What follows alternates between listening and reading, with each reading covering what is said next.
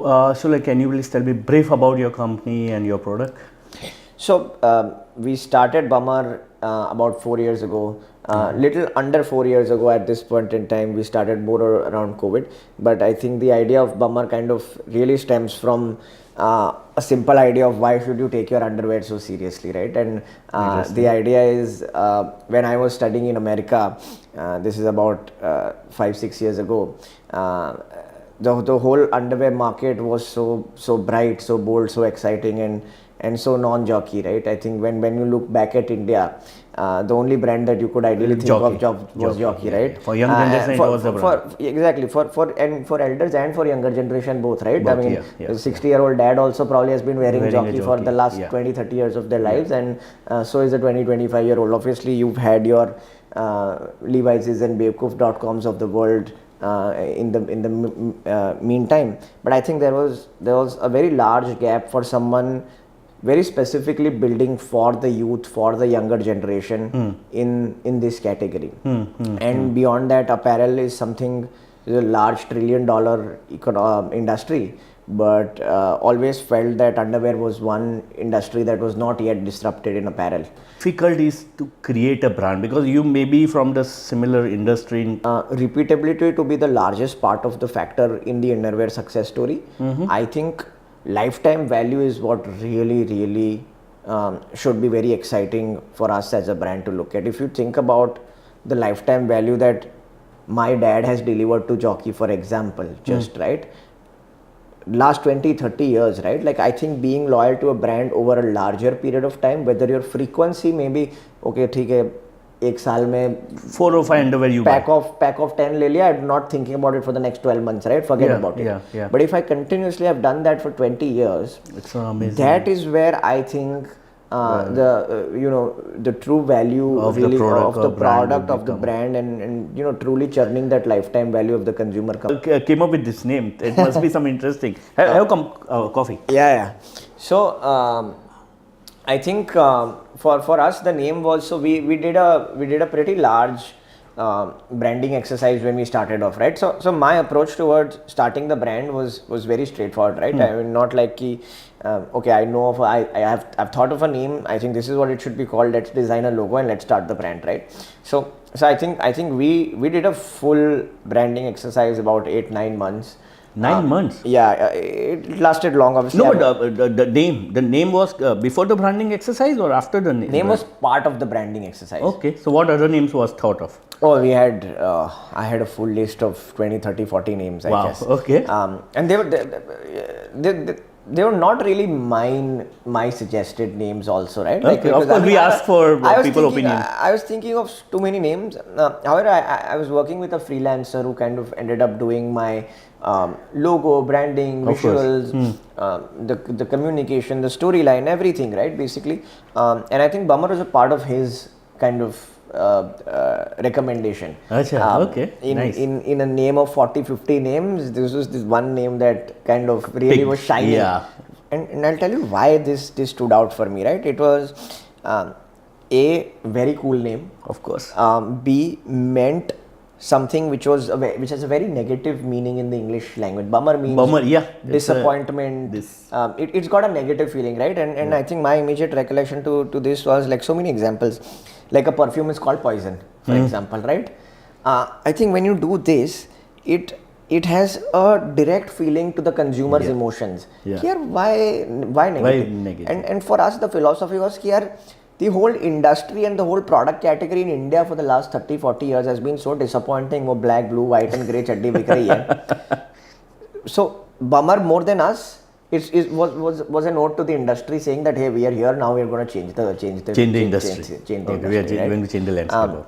And I think last cherry on top was कि Bummer के नाम में वो bum भी था. तो underwear से directly correlates directly with underwear, right? So I think that really helped us. That really helped. No. The website we saw was about Bummer Buddy. What is Bummer Buddy?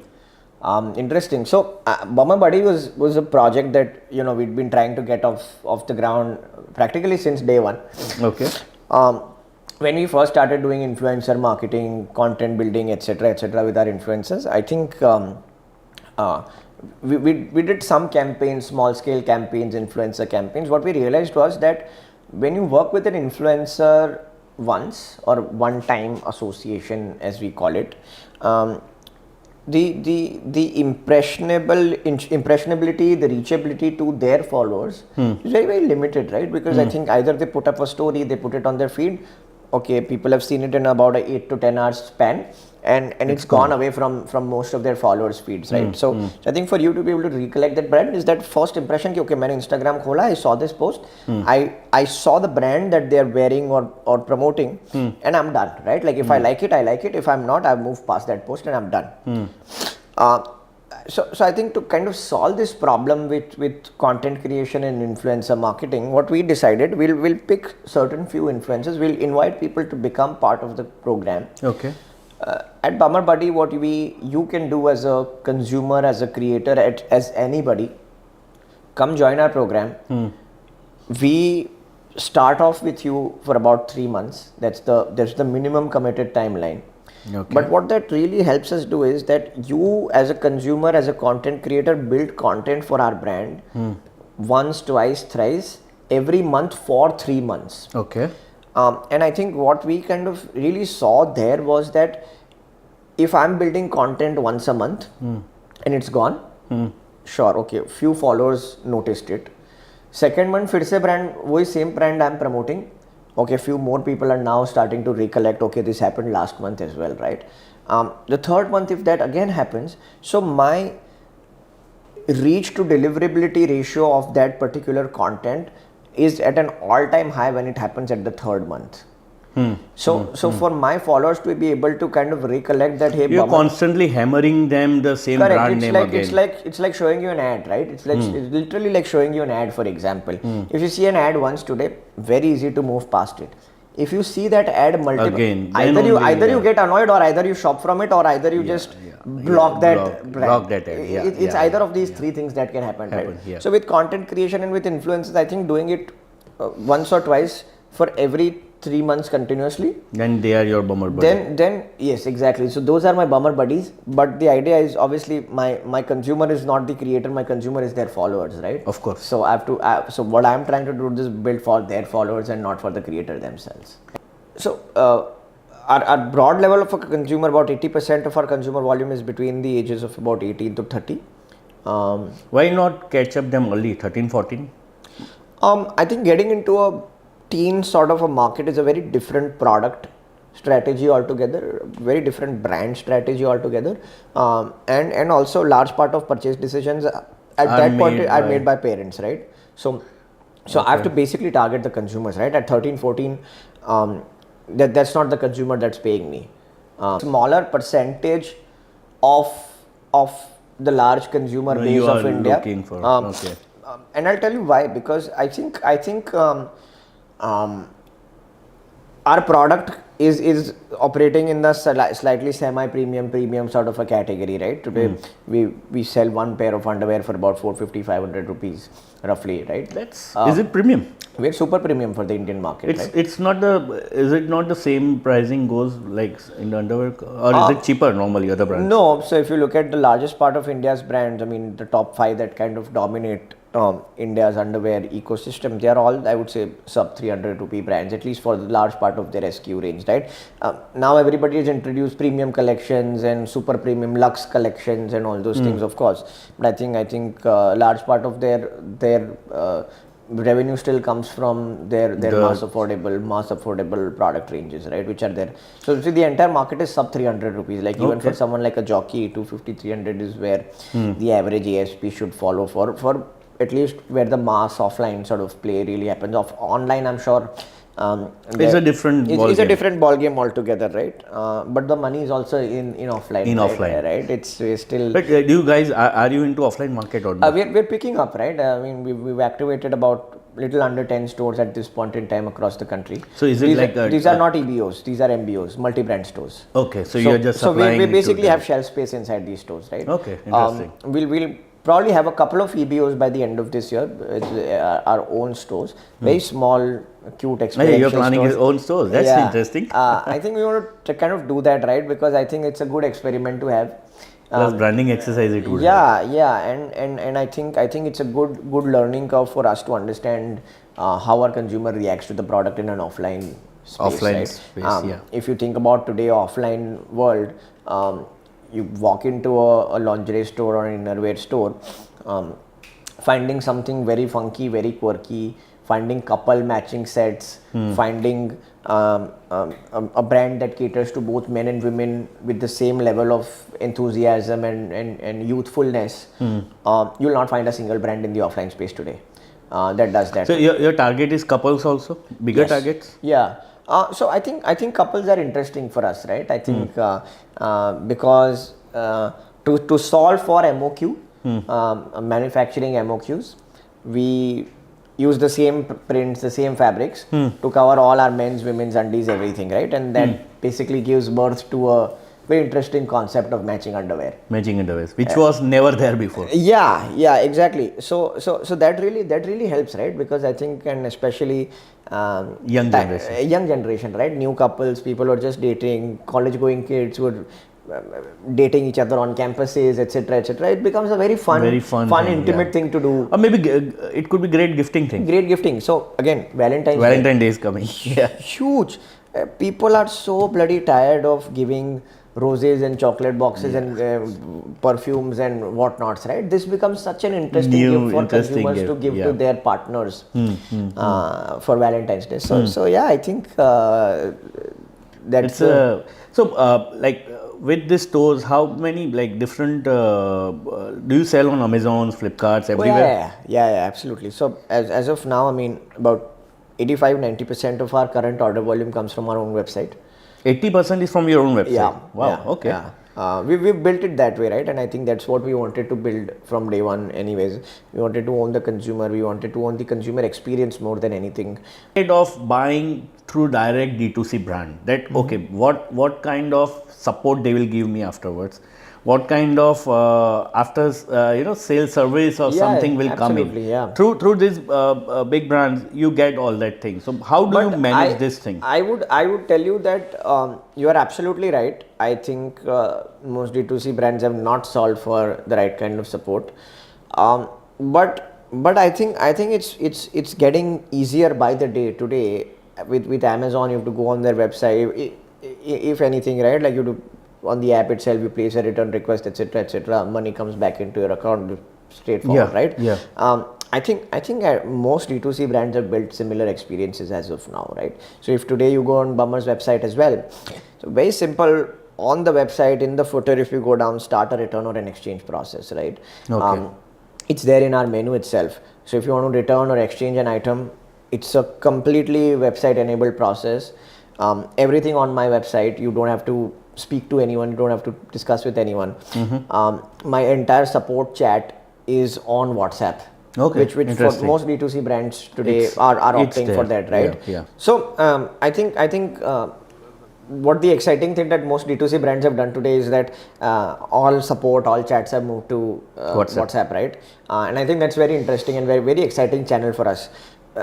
If you're scamming a consumer, sure, कि reply नहीं आएगा, exactly, right? But sure, you could be right. I have very little data or knowledge to back this up. Okay. But most D2C brands that I have bought from myself, sure, replies and responses and systems and processes not the same as what you would get on an Amazon or a Myntra. Yeah, of course, that's right. The thing. Like, I mean, if you chat on Amazon today, you'll probably be connected to an agent in 5 seconds. So our support hours are anywhere from 10 a.m. to about 7 p.m. Okay. We have Monday to Sunday? Monday to Saturday. We Monday don't to work Saturday, on no Sundays. Sunday, Yes, of course. Obviously, if there's season time, like let's say Valentine's Day, my team will work on Sundays as well. Okay. But apart from that, it's absolutely okay. Right? We have an email channel live. We have a WhatsApp channel live. It's there on our website. Well, how is your return process as such? So with underwear, it's a complicated process, right? Firstly, I mean, do you take returns first of all? Because when I buy through Myntra and Amazon, they say that for undergarments no returns. Yeah. So for us, right? I think it's a fairly flexible policy. If you have any size issues, we'll typically just send you a free replacement of sorts, right? Because given the fact that we know you already tried the product, etc., so there's no point kind of taking it back. This is again only that's very interesting. only valid if this is your first order with us. Okay. Sure, consumer could then come and scam us ki har baar alag-alag ID se, Nice. alag-alag naam se. And they But, always I get mean, a two pair. if we try to micromanage that, I think it's No, a it's not never-ending possible. process. So, It's a never-ending. so similar case of problem I discussed with one other brand, as I told you. So they said that there is a 2% of such kind of scamming happens. What kind of percentage you believe it must be happening with you? 0.0000001%. There is no problem. Right. I think yeah, and also I think large part of depends on the kind of consumers you attract also, right? And also the kind of product and items you're selling at the end of the day, right? If I'm selling 50 rupee keychains on the internet today, I'm going to attract that kind of an audience, and I'm going to have to deal with that kind of an audience. I'm selling a 500 rupee pair of underwear for which the consumer has paid me. It's a premium product. So my consumer is also sensible enough ki boss, how should I deal with the brand? How should I tackle the brand? Right. So I think it's more on the diversity of consumer if on is very interesting in India. How do you target that kind of audience? It's across the board, right? I think our consumer has been built over time. People have referred someone. People have seen Bummer. No, but is spatial. So mostly your marketing would be through Insta or FB. Yeah. What kind of percentage of marketing? How is it divided? So I think it's very widely divided at this point in time. Paid media forms about 50-60%, roughly 60% of 60% is the paid media. is what our paid media really forms. Beyond that, obviously, it's our organic efforts on SEO. Does SEO work in undergarments? Oh yeah, absolutely. Okay. Yeah, pretty well. So what kind of keywords people are searching? Like everything, right from men's underwear, soft underwear, funky printed underwears. Okay. So many couple underwear. Couple underwear. That kind of brand people are searching. Yeah. Okay. Big keyword interesting keyword for us, right? So couple underwear, buy men's underwear online. Obviously, your basic search terms are always basic term is non-branded generic is always there, right? And that's got the highest level of volume as well.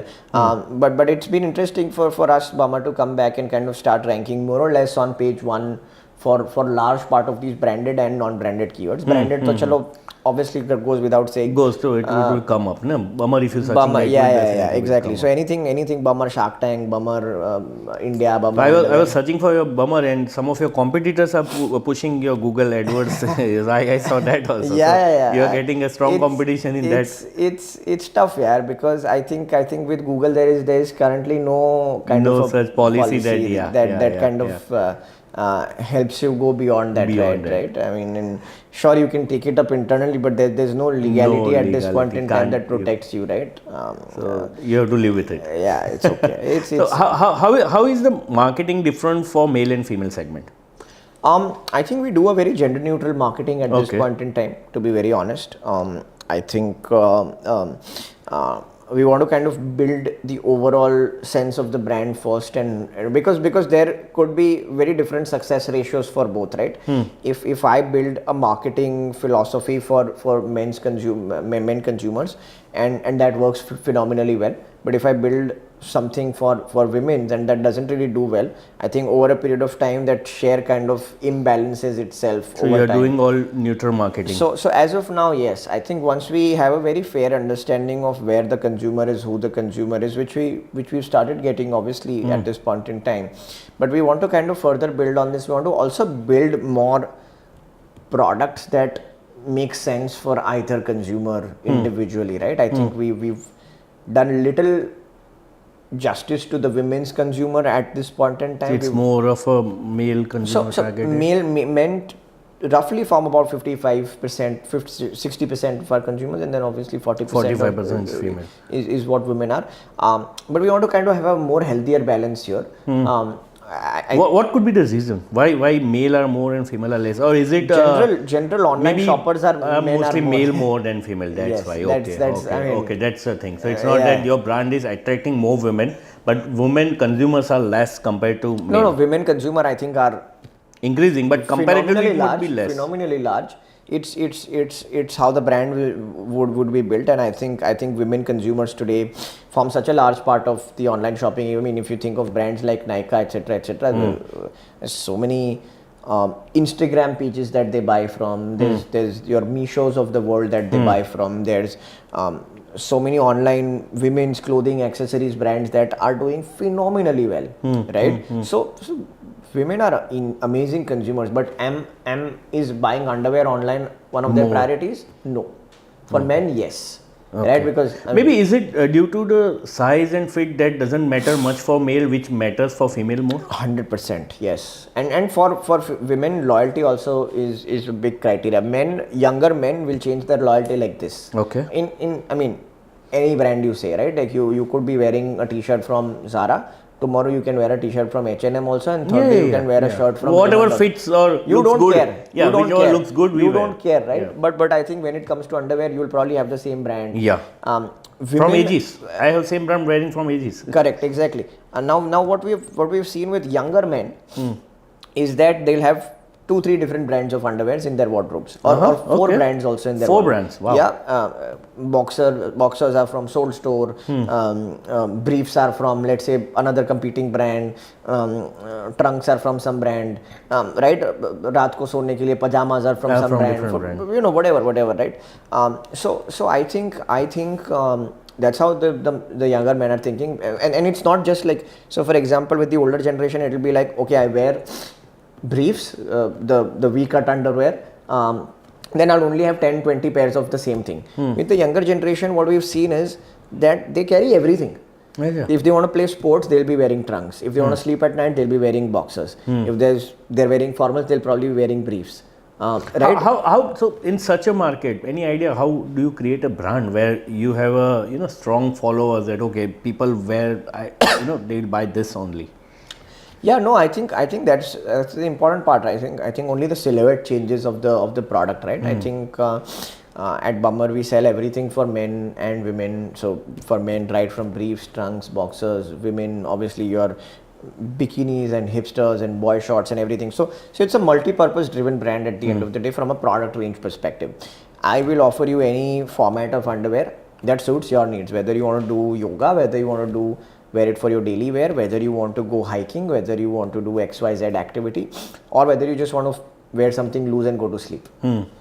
So I think building that multi-purpose approach with the product ranges, which maybe you'll have to come with lot more product ranges. Yes. That it could needs be to the be key. way more deeper for the brand to come full circle on men, women, children, everything. Then right? there will be kind of a that's loyalty. the journey. All wardrobe is having everything of yours. Correct. That's the journey, right? Like That's I think, and that's the journey that probably takes 10-15 years from now, right? Okay. But I think we'll get there. So what? So I would come to one last question. What are your future plans on e-commerce and towards a brand and towards going offline? Yeah, I think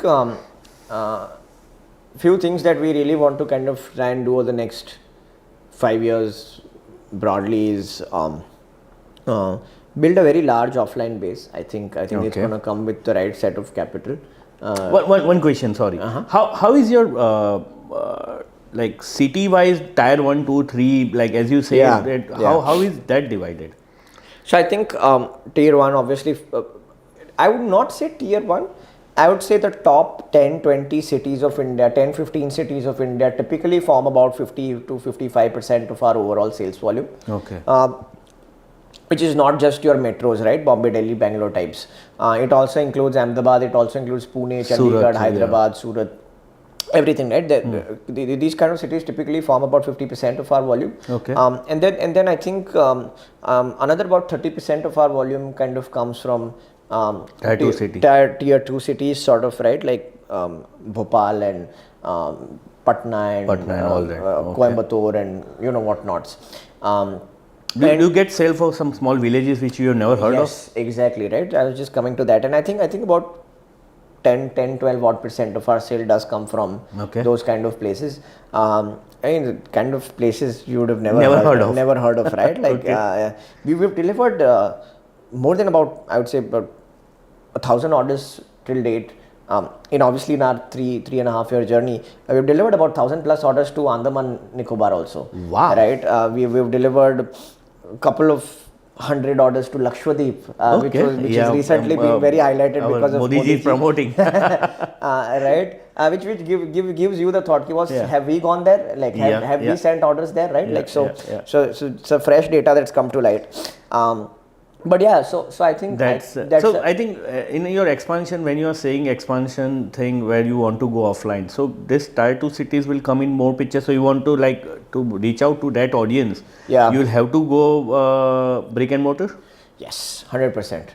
Okay. Right, and I think the strategy has to be multifold, right? It has to be a strategy that kind of translates tier one, obviously your and in tier one, obviously your metros as well. Metros are sort of core focus, but also you get lost in the competition there. Tier two is, or rather, I would say, your sub tier one is what I would like to call it, right? They're not essentially your metros. And sub tier one is a great definition for me to put Ahmedabad, Surat, even someone like a Baroda, Pune, obviously in Pune, Nasik, Nagpur, Indore, Chandigarh of the world on the map, right? And I think that sub tier one is a very exciting market for us, because I think that's where large part of today's consumerism is happening, either online or either offline. And I think that's where a large part of our consumer today resides. Okay. What will be great for us on our offline strategy would be your college towns, college cities, right? That's again large part of our consumer. We get so many orders placed directly on campuses, right? On campuses, yeah, that's nice. Yeah, okay. Right. Like someone who's ordering from some engineering college, business college, medical college, etc., right? And you're delivering to room number this ye wala hostel, okay. ye city. But don't you face some logistic problem, because if they are ordering COD or something? I think all colleges are well connected. From so what kind of percentage would be COD and? So about 80% of our volume today is prepaid. Okay, 80% is prepaid. And about 20% of our volume is COD. Yeah. Okay, interesting. Yeah. Okay. So in terms of product range, are you planning some new brands or some more products? Yeah, we actually have a lot of products on the pipeline this year. Okay. We are working on interesting. Yeah, we're working on. So I think when it comes to the product, I think our philosophy is very simple. I don't want to become an apparel brand. Okay. Right. Kal jaake if I make everything from shoes to outerwear to jackets to everything. No. Sure, we'll have those as accessories and merchandise as an ancillary product. Our core focus will always remain on underwear. Underwears, okay. We want to be an underwear brand. We want to be known as an underwear brand. Okay. So my philosophy and focus over the next 24 months is to further horizontally expand into underwear. Okay. Play with different fabrics, play with different styles, play with different collections. Go as deep as kids underwear, teens underwear, senior underwear, as a matter of fact, if we can that possibly right? Yeah. But build horizontally for underwear. Okay. Build that philosophy first, and then kind of offer other products as sort of ancillary. But I'm very clear in my thesis that I always want to be known as an underwear brand. Right? I don't want to be known as an apparel brand. Properly focused on this. Yes. 100%. Right? I think do one thing, but do one thing amazingly well. That's interesting. Right?